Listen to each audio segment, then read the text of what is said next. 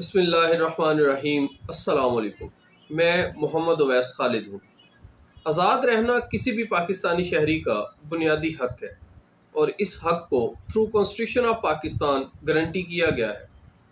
اگر کوئی بھی فرد یا کوئی ریاستی ادارہ کسی پاکستانی شہری کو امپراپرلی یا اللیگلی ڈیٹین کرنے کی یا قید کرنے کی کوشش کرتا ہے اور اس کو کسی چار دیواری میں یا کسی بھی طرح سے پابند کر دیتا ہے تو ایسے ریاستی ادارہ یا پرائیویٹ پرسن کے خلاف فوری طور پر بذریعہ عدالت کون کون سے اقدامات کیے جا سکتے ہیں اور اس فرد واحد کو کس طرح فوری طور پر رہا کروایا جا سکتا ہے، آج کے اس ٹاپک میں ہم اسی بات کو ڈسکس کریں گے۔ اس طرح کی مزید معلوماتی ویڈیوز کو دیکھنے کے لیے ہمارا یہ یوٹیوب چینل سبسکرائب کر لیں۔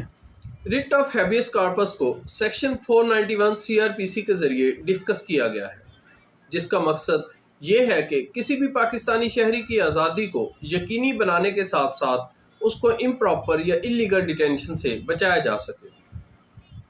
ریٹ آف ہیبیس کارپس کی پروسیڈنگ کو ایکسپیڈیشس پروسیڈنگ بھی کہا جا سکتا ہے، جس کا مطلب یہ ہے کہ ایسی ریٹ کے آتے ہی اور اس میں ڈائریکشن کے ہوتے ہی مشینری آف لا اپنا کام کرتی ہے اور انڈیویجول کو فوری طور پر رہا کرواتی ہے۔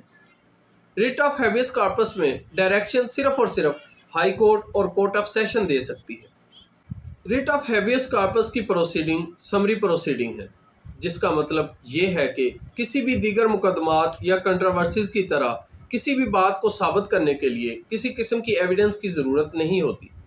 متعلقہ عدالت کنٹینٹ آف اپلیکیشن کو دیکھ کے اور اویلیبل ریکارڈ کو دیکھ کر ہی ڈائریکشن ایشو کر سکتی ہے۔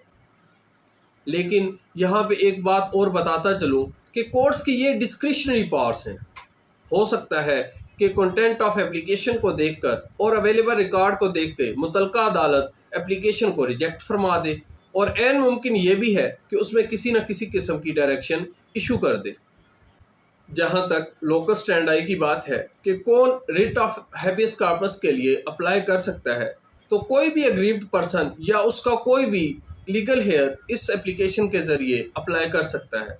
کورٹ کا یہ بھی اختیار ہے کہ وہ سو موٹو ایکشن لیتے ہوئے ریٹ آف ہیبیس کارپس کے ذریعے کسی قسم کی ڈائریکشن ایشو کر دے۔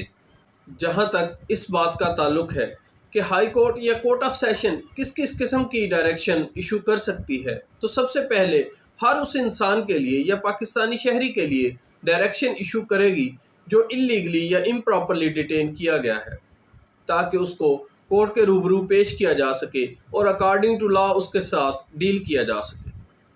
کورٹ آف سیشن یا ہائی کورٹ یہ ڈائریکشن بھی ایشو کر سکتی ہے کہ کوئی پرسن جو امپراپرلی یا اللیگلی ڈیٹین ہے اس کو فوری طور پر رہا کیا جائے اور اس کی آزادی کو یقینی بنایا جائے۔ اگر کسی پریزنر نے ٹرائل فیس کرنے کے لیے کسی کورٹ مارشل یا کمشنر کے روبرو پیش ہونا ہے تو اس کے حوالے سے بھی ہائی کورٹ ڈائریکشن ایشو کر سکتی ہے۔ اسی طرح اگر کوئی پریزنر کسی مقدمہ میں گواہ ہے تو ہائی کورٹ یہ ڈائریکشن ایشو کر سکتی ہے کہ متعلقہ عدالت میں اس گواہ کو پیش کیا جائے۔ ہائی کورٹ کسی قیدی کو ڈسٹرکٹ جیل سے کسی دوسری ڈسٹرکٹ جیل میں ٹرائل فیس کرنے کے لیے بھی ٹرانسفر کر سکتی ہے اور اس نسبت سے بھی ڈائریکشن ایشو کر سکتی ہے۔ امید کرتا ہوں کہ آج کی یہ ویڈیو آپ کو بہت پسند آئی ہوگی۔